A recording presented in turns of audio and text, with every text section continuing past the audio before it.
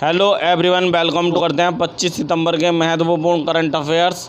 Question number first है कि हाल ही में अंतर्राष्ट्रीय सांकेतिक भाषा दिवस कब मनाया गया। तो हाल ही में इंटरनेशनल साइन लैंग्वेज डे अर्थात अंतर्राष्ट्रीय सांकेतिक भाषा दिवस कब मनाया गया। वेरी वेरी इंपॉर्टेंट है परीक्षा की दृष्टि से कि अंतर्राष्ट्रीय सांकेतिक भाषा दिवस कब मनाया गया। प्रत्येक वर्ष 23 सितंबर को मनाया जाता है। आंसर ऑप्शन नंबर ए, प्रत्येक वर्ष 23 सितंबर को अंतर्राष्ट्रीय सांकेतिक भाषा दिवस के रूप में मनाया जाता है। प्रत्येक वर्ष 23 सितंबर को। और इस दिवस की शुरुआत पहली बार ये 2018 में मनाया गया था।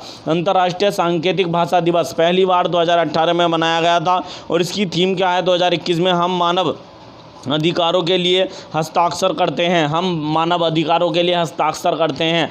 We sign for human rights, we sign for human right, ये 2021 में इसकी थीम है। We sign for human right, ये 2021 में थीम है अंतर्राष्ट्रीय सांकेतिक भाषा दिवस की। हम मानवाधिकारों के लिए हस्ताक्षर करते हैं 2021 में इसका विषय अर्थात थीम है। और ये प्रत्येक वर्ष 23 सितंबर को मनाया जाता है। वेरी वेरी इंपॉर्टेंट है परीक्षा की दृष्टि से। नेक्स्ट क्वेश्चन है, हाल ही में वायुसेना के नए प्रमुख के रूप में किसे नियुक्त किया जाएगा। तो हाल ही में घोषणा की गई है कि हाल ही में वायुसेना के नए उप प्रमुख के रूप में किसे नियुक्त किया जाएगा।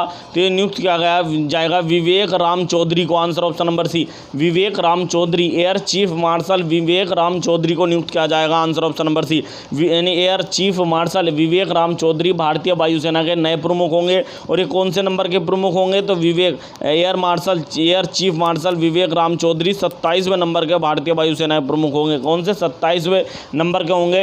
वर्तमान में भारतीय वायुसेना के प्रमुख कौन है, तो वर्तमान में भारतीय वायुसेना के प्रमुख हैं air chief marshal RKS. Bhadauria. Air chief marshal RKS. Bhadauria हैं जो 26वें नंबर के हैं। और जबकि air chief marshal Vivek Ram Chaudhari ये भारत के नए बनेंगे, नए जो वायुसेना के उप प्रमुख बनेंगे विवेक राम चौधरी। और ये 27वें नंबर के होंगे विवेक राम चौधरी। आप देख सकते हैं ये हैं विवेक राम चौधरी। वर्तमान में विवेक राम चौधरी भारतीय वायुसेना के उप प्रमुख हैं।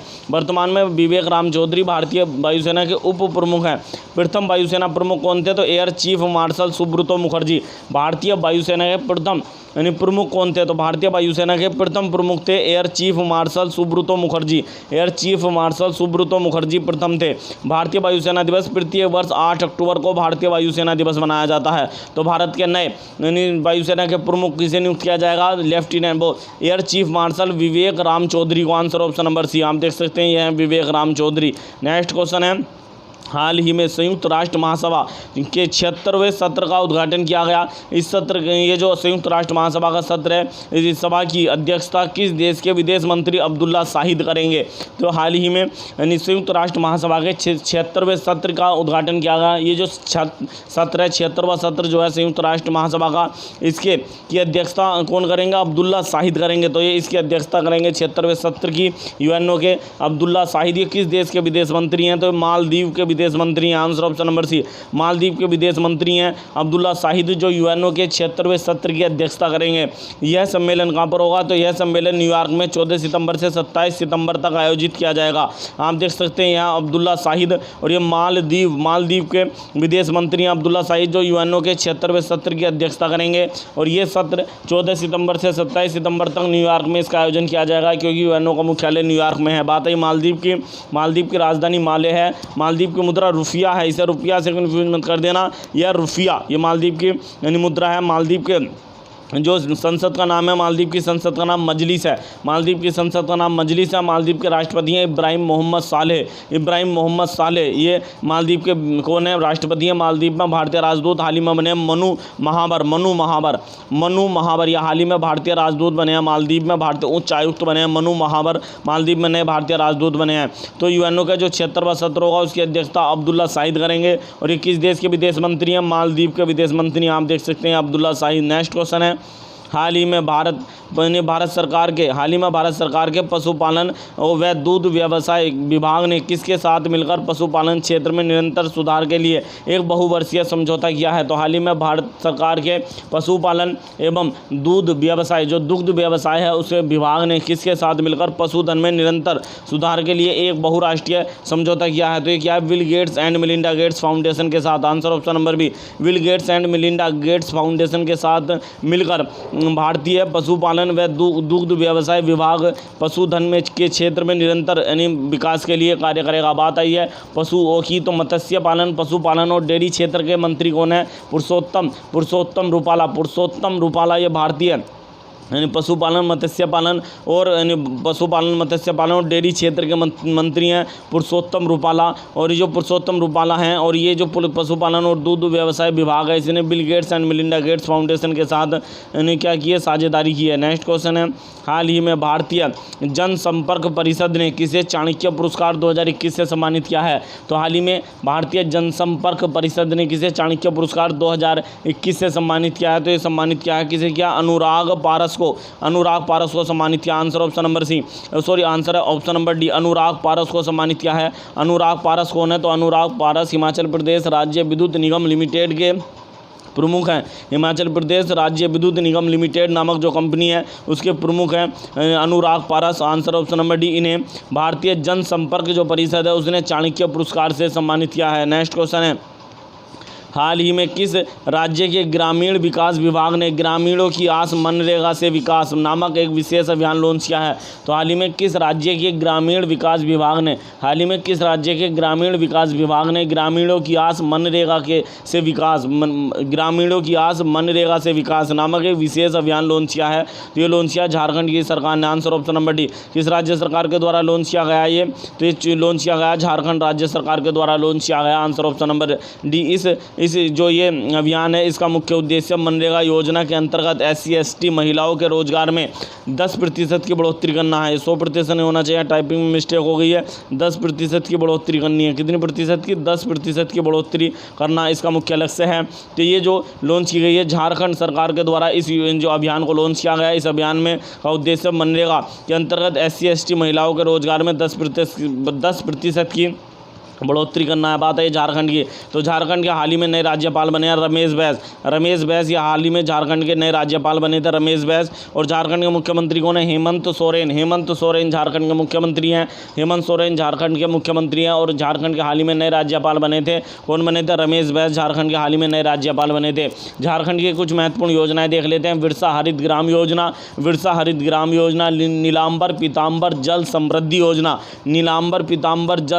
योजना भी झारखंड की है। दीदी किचन, ये भी झारखंड सरकार के द्वारा शुरू किए गए थे। दीदी किचन, शहीद ग्राम विकास योजना, मुख्यमंत्री कृषि आशीर्वाद योजना भी झारखंड सरकार की कोई महत्वपूर्ण योजना है। इसके अतिरिक्त झारखंड के में श्रावणी मेला लगता है। जैसे झारखंड में प्रत्येक वर्ष देवघर जो मंदिर है, झारखंड के देवघर में जो मंदिर है, जो बाबा वैद्यनाथ धाम है, यहाँ पर प्रत्येक वर्ष श्रावणी मेला लगता है। देवघर, झारखंड के देवघर में स्थित बाबा वैद्यनाथ धाम में पर प्रत्येक वर्ष श्रावणी मेला लगता है। रोहिणी फेस्टिवल भी झारखंड सरकार द्वारा बनाया जाता है। झारखंड 15 नवंबर सन 2000 को बनाता है, इसलिए 15 नवंबर को झारखंड अपना स्थापना दिवस मनाता है। 15 नवंबर को झारखंड के जन्मदाता और झारखंड के पिता बिरसा मुंडा का जन्मदिन भी होता है, तो इसलिए 15 नवंबर को प्रत्येक बार झारखंड का स्थापना दिवस मनाया जाता है। हाल ही में झारखंड सरकार ने कुपोषण से निपटने के लिए समर अभियान भी चलाया था। कुपोषण से निपटने के लिए झारखंड सरकार के द्वारा समर नामक अभियान भी चलाया गया था। तो हाल ही में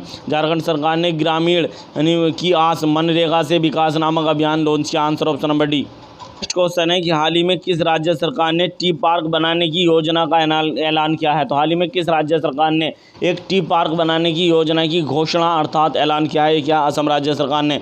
answer option number B, Assam राज्य सरकार के द्वारा असम के कामरूप जिले के चाय गांव में, इस गांव का ही नाम है चाय गांव, तो ये चाय गांव में एक चाय पार्क बनाया जाएगा। ये असम के सरकार के द्वारा इस योजना की हाल ही में ऐलान किया गया है। टी पार्क बनाया जाएगा, असम सरकार ने इसकी बात करी, कामरूप जिले में बनेगा। बात है असम की। असम 26 जनवरी सन 1950 को भारत का राज्य बना था। असम की राजधानी दिसपुर है। असम के राज्यपाल प्रोफेसर जगदीश मुखिया और असम के मुख्यमंत्री कौन है? तो असम के मुख्यमंत्री हिमंत बिस्वा शर्मा है, जो असम के 15वें नंबर के मुख्यमंत्री हैं। नेक्स्ट क्वेश्चन है, हाल ही में किस देश ने म्यांमार के 7 लाख रोहिंग्या शरणार्थियों की मानवीय मदद हेतु 180 मिलियन अमेरिकी डॉलर की अतिरिक्त मदद करने की घोषणा की है? तो हाल ही में किस देश ने म्यांमार के 7 लाख रोहिंग्या शरणार्थियों की मानवीय मदद हेतु 180 मिलियन अमेरिकी डॉलर देने की बात करी है? तो ये किया अमेरिका ने। Answer option number D. किसने किया? अमेरिका ने की है। Answer option number D. बात आई है म्यांमार की, तो म्यांमार से संबंधित कुछ महत्वपूर्ण फैक्ट देख लेते हैं। म्यांमार की राजधानी क्या है? नेपीताव। नेपीताव ये म्यांमार की राजधानी है। म्यांमार की राजधानी नेपीताव। और म्यांमार की मुद्रा क्यात है। म्यांमार की मुद्रा क्या है? क्यात म्यांमार की मुद्रा है। म्यांमार की संसद का नाम है पिथु हलुतत्तो। पिथु हलुतत्तो ये म्यांमार की संसद का नाम है। पिथु हलुतत्तो। पिथु हलुतत्तो म्यांमार की संसद का नाम है। म्यांमार के राष्ट्रपति कौन है? तो म्यांमार के राष्ट्रपति विन मिंत ये म्यांमार के राष्ट्रपति हैं। तो हाल ही में म्यांमार के 7 लाख रोहिंग्या शरणार्थियों को मान में मदद करने के लिए $180 मिलियन देने की बात करी है अमेरिका ने। Answer option number D. Next question है, हाल ही में भारतीय खाद्य एवं मानक प्राधिकरण अर्थात FSSAI के अध्ययन के मुताबिक भारत किस वर्ष तक औद्योगिक ट्रांस फैट फ्री बन जाएगा? तो हाल ही में भारतीय खाद्य सुरक्षा और मानक प्राधिकरण ने एक अध्ययन किया। इसके मुताबिक भारत किस वर्ष तक औद्योगिक ट्रांस यानी फैट फ्री, फैट का मतलब है होता है यानी चिकनाई से, तो फैट फ्री बन जाएगा। तो ये बन जाएगा 2022 तक। Answer option number 1। कब तक बन जाएगा भारत औद्योगिक ट्रांस फैट फ्री? 2022 तक बन जाएगा, ये निर्णय लिया गया। Answer option number A. Next question है, हाल ही में किस यानी कि देश ने फाइज़र यानी कोविड-19 टीके की 1.4 करोड़ खुराक खरीदने के लिए IMF से $10 करोड़ कर्ज लेने का फैसला लिया है? तो हाल ही में किस देश की सरकार ने फाइज़र के कोविड-19 टीकों की 1.4 करोड़ खुराक खरीदने के लिए IMF से अंतर्राष्ट्रीय मुद्रा कोष से $10 करोड़ का कर्ज लेने का फैसला लिया है? तो ये लिया श्रीलंका ने। Answer option number D. किसने लिया? श्रीलंका देश के द्वारा यह निर्णय लिया गया है। बात है श्रीलंका से संबंधित कुछ महत्वपूर्ण फैक्ट देख लेते हैं। श्रीलंका की राजधानी श्री जयवर्धनेपुरम कोट्टे। श्री जयवर्धनेपुरम कोट्टे श्रीलंका की राजधानी है। श्रीलंका की मुद्रा श्रीलंकाई रुपया। श्रीलंकाई रुपया श्रीलंका की क्या है? मुद्रा है। और श्रीलंका के जो राष्ट्रपति हैं वो कौन है? गोताबाया राजपक्षे। गोताबाया राजपक्षे श्रीलंका के राष्ट्रपति हैं, जिन्होंने हाल ही में श्रीलंका में खाद्य आपातकाल की घोषणा की थी। हाल ही में श्रीलंका में खाद्य आपातकाल लगाया गया था गोताबाया राजपक्षे के द्वारा। ये राष्ट्रपति यहाँ के। और यहाँ के प्रधानमंत्री कौन है? श्रीलंका के महिंदा राजपक्षे प्रधानमंत्री हैं और गोताबाया राजपक्षे कौन है? राष्ट्रपति हैं। तो हाल ही में श्रीलंका ने 1.4 करोड़ यानी फाइज़र कोविड टीके की खुराक खरीदने के लिए IMF से $10 करोड़ का कर्ज लेने की बात करी है। बात आई IMF की। तो IMF की स्थापना कब की गई थी? इंटरनेशनल मॉनेटरी फंड अर्थात IMF सन 1945 में की गई थी। IMF की स्थापना, IMF का मुख्यालय वाशिंगटन DC में है। IMF का मुख्यालय वाशिंगटन DC में। IMF की जो प्रमुख हैं वर्तमान में क्रिस्टलिना जॉर्जिएवा IMF के वर्तमान में प्रमुख हैं। और IMF में सदस्य देशों की संख्या IMF में 190 है। 190वां देश जो है IMF का जो सदस्य बना था अंडोरा 190वां देश था जो IMF का सदस्य बना था। ये श्रीलंका ने IMF से कर्ज लेने की बात करी है। नेक्स्ट क्वेश्चन है, हाल ही में पंकज आडवाणी ने यानी IBFS 6 रेड स्नूकर का विश्व कप का खिताब जीता है। तो यह इनका कौन सा विश्व खिताब है? तो हाल ही में पंकज आडवाणी ने IBSF यानी 6 रेड स्नूकर विश्व कप का खिताब जीता। ये इनका कौन सा विश्व खिताब है? तो इनका 24वां विश्व खिताब है। Answer option number B. कौन सा विश्व खिताब है इनका? ये 24वां विश्व खिताब है, इनके द्वारा ये जीता गया। इन्होंने इस IBSF 6 रेड स्नूकर विश्व कप में किसे हराया है? तो पाकिस्तान के बाबर मसीह को हराया है। किसे हराया है? बाबर मसीह को इन्होंने हराया है इस प्रतियोगिता में। नेक्स्ट क्वेश्चन है, हाल ही में डेनमार्क स्थित फाउंडेशन फॉर एनवायरनमेंट एजुकेशन ने भारत के 2 समुद्र तटों को ब्लू फ्लैग यानी समुद्र तट का दर्जा दिया है। अतः भारत में अब कुल कितने ब्लू फ्लैग समुद्र तट हो गए हैं? तो हाल ही में डेनमार्क स्थित फाउंडेशन फॉर एनवायरनमेंट एजुकेशन ने भारत के 2 समुद्र तटों को ब्लू फ्लैग समुद्र तट का दर्जा दिया है। अतः भारत में अब कुल कितने समुद्र तट हो चुके हैं? तो भारत में अब कुल 10 समुद्र तट हो चुके हैं। भारत में कुल यानी ब्लू फ्लैग समुद्र तट कितने हो चुके हैं? तो 10, जिनको यह प्रमाण पत्र दिया है। इससे पहले भारत में 8 थे, 2 को और शामिल कर लिया गया। तो भारत में अब कुल 10 ब्लू फ्लैग समुद्र तट हो चुके हैं। Answer option number C. ये जो संस्था है इसके द्वारा यानी 2 समुद्र तट, जिनमें से एक है कोवलम समुद्र तट को दिया गया। कोवलम समुद्र तट कहाँ पर पड़ता है? तमिलनाडु में पड़ता है। और एक है ईडन समुद्र तट पड़ता है पुडुचेरी में। ईडन समुद्र तट पड़ता है पुडुचेरी। तो ये 2 नए समुद्र तटों को शामिल किया गया। तो भारत में टोटल 10 समुद्र तट हो चुके हैं जिन्हें ब्लू फ्लैग का टाइटल मिला हुआ है। ये कोवलम इसे हाल ही में शामिल किया गया। कोवलम समुद्र तट ये तमिलनाडु में, ईडन समुद्र तट ये पुडुचेरी में है, शिवराजपुर समुद्र तट ये गुजरात में, घोघला समुद्र तट, दमन एवं दीव, कासरगोड तथा पदुबिंद्री ये 2 समुद्र तट हैं। कासरगोड समुद्र तट और पदुबिंद्री समुद्र तट ये दोनों कर्नाटक में है।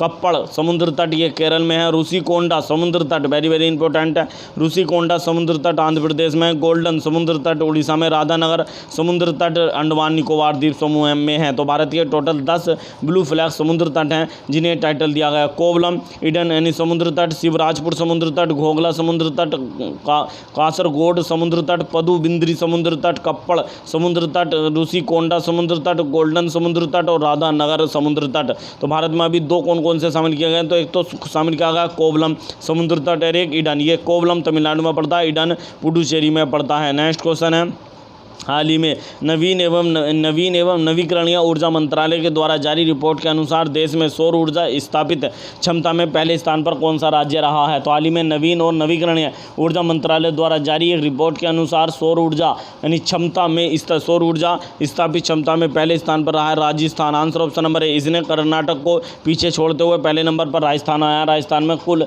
स्थापित सौर ऊर्जा क्षमता है 7738 मेगावाट। 7738 मेगावाट की इन्होंने 7738 मेगावाट की यानी सौर ऊर्जा की क्षमता की स्थापना की है। पहले नंबर पर रहा है राजस्थान, दूसरे पर रहा कर्नाटक, पिछले साल पहले नंबर पर कर्नाटक था, तीसरे नंबर पर गुजरात, चौथे नंबर पर रहा तमिलनाडु और पहले नंबर पर इस सूचकांक में राजस्थान रहा है। आंसर है ऑप्शन नंबर ए। बात है राजस्थान की। राजस्थान 30 मार्च सन 1949 को भारत का राज्य बना था, इसलिए 30 मार्च को राजस्थान का स्थापना दिवस मनाया जाता है। राजस्थान की राजधानी जयपुर है। राजस्थान के राज्यपाल कलराज मिश्र राजस्थान के राज्यपाल हैं और राजस्थान के मुख्यमंत्री कौन है? तो राजस्थान के मुख्यमंत्री हैं अशोक गहलोत। नेक्स्ट क्वेश्चन है, हाल ही में राजीव बंसल को किस मंत्रालय का नया सचिव नियुक्त किया गया है? तो हाल ही में राजीव बंसल किस मंत्रालय के नए सचिव बने हैं? तो ये बने नागरिक उड्डयन मंत्रालय के। आंसर ऑप्शन नंबर ए, नागरिक उड्डयन मंत्रालय के नए सचिव बने हैं राजीव बंसल। पूर्व IAS अधिकारी हैं राजीव बंसल। बात आई नागरिक उड्डयन मंत्रालय की, तो नागरिक उड्डयन मंत्रालय के मंत्री कौन है? ज्योतिरादित्य एम सिंधिया। ज्योतिरादित्य एम सिंधिया नागरिक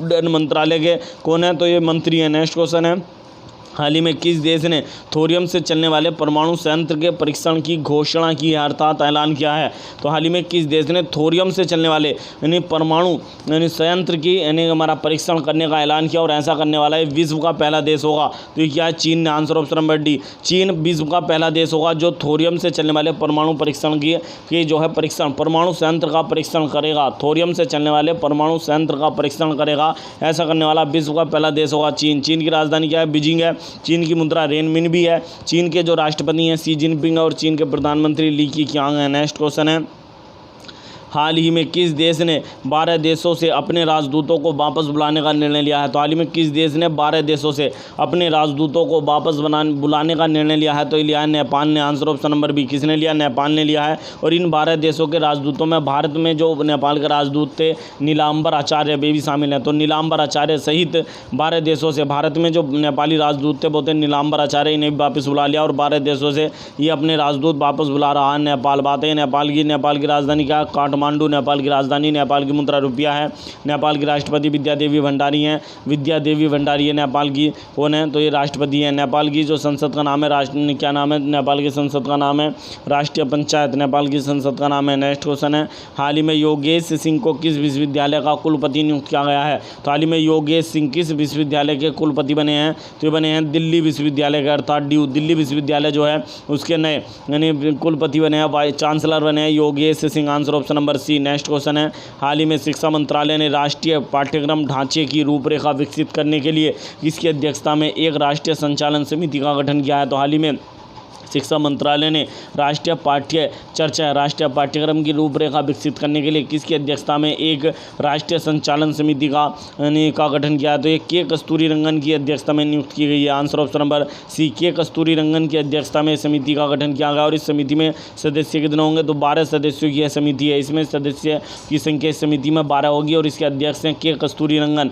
के कस्तूरी रंगन इसरो के पूर्व अध्यक्ष भी हैं। इसरो के पूर्व यानी प्रमुख रह चुके हैं। सन 1994 से सन 2003 के मध्य इसरो के प्रमुख रहे थे और इस सम्मेलन जो ये समिति गठित की है इसका मुख्य उद्देश्य पाठ्यक्रम को विकसित करना, पाठ्यक्रम का जो ढांचा उसकी रूपरेखा को विकसित करना है। के कस्तूरी रंगन को इसका अध्यक्ष बनाया गया है। शिक्षा मंत्रालय के मंत्री कौन है? धर्मेंद्र प्रधान भारत के शिक्षा मंत्री हैं। नेक्स्ट क्वेश्चन है, हाल ही में हाल ही में प्रधानमंत्री नरेंद्र मोदी ने किस शहर में 2 नए रक्षा कार्यालय परिसरों का उद्घाटन किया? तो हाल ही में प्रधानमंत्री नरेंद्र मोदी जी ने किस शहर में 2 नए रक्षा कार्यालय के परिसरों का उद्घाटन किया है? तो क्या नई दिल्ली में? Answer option number B. कहाँ पर किया गया है? नई दिल्ली में किया गया है। नेक्स्ट क्वेश्चन है, हाल ही में यूनेस्को के मैन एंड द बायोस्फीयर अर्थात MAB प्रोग्राम की अंतर्राष्ट्रीय समन्वय परिषद के 33वां सत्र का आयोजन किस देश में किया गया है? तो हाल ही में यूनेस्को के man and the biosphere reserve अर्थात MAB प्रोग्राम के अंतर्राष्ट्रीय समन्वय परिषद का 33वां सत्र का आयोजन कहाँ पर किया गया है? किया गया नाइजीरिया में। आंसर ऑप्शन नंबर है। कहाँ पर किया गया? नाइजीरिया में किया गया। और ये सम्मेलन पहली बार अफ्रीका महाद्वीप में हुआ,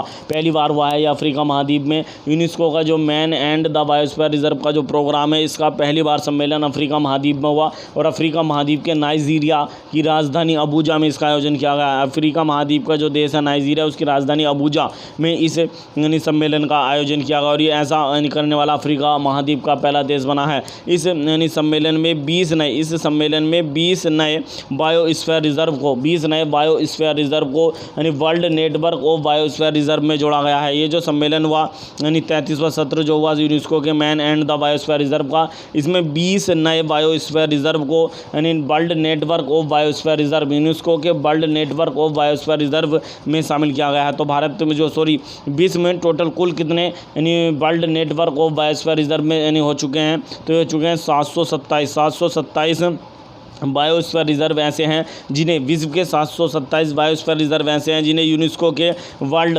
नेटवर्क ऑफ बायोस्फीयर रिजर्व में शामिल कर लिया गया है। इस सम्मेलन में जो 33वां सत्र हुआ, इसमें 20 को शामिल किया गया है। 20 अलग अलग देशों के हैं और टोटल हो चुके हैं 727। भारत के कितने बायोस्फीयर रिजर्व हैं जो यूनेस्को के world network of biosphere reserve श्रेणी में शामिल हैं? तो भारत के कितने बायोस्फीयर रिजर्व हैं जो यूनेस्को के world network of biosphere reserve में शामिल हैं? तो वे हैं 12। भारत के कितने हैं? तो 727 में 12 भारत के हैं। भारत का 12वां कौन सा था? तो 12वां पन्ना।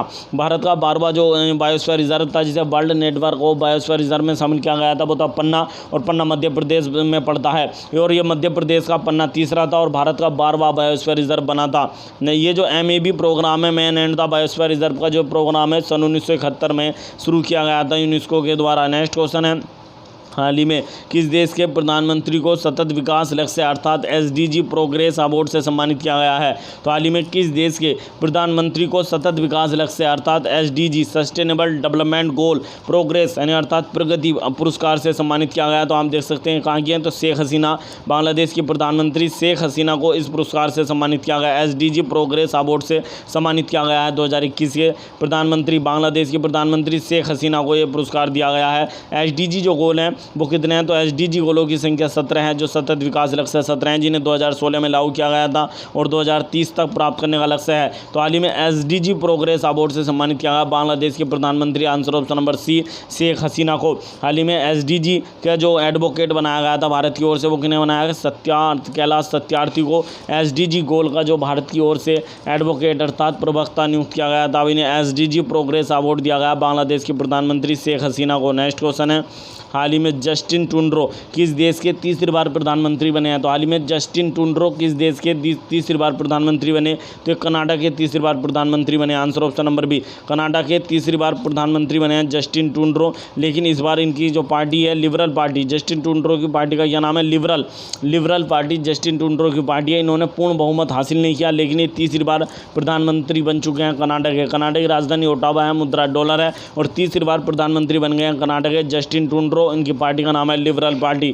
यदि आपको हमारी वीडियो पसंद आई हो तो प्लीज़ वीडियो को अधिक से अधिक लाइक करें, अधिक से अधिक शेयर करें, चैनल को सब्सक्राइब करना न भूलें। मिलते हैं नेक्स्ट वीडियो में। Thank you.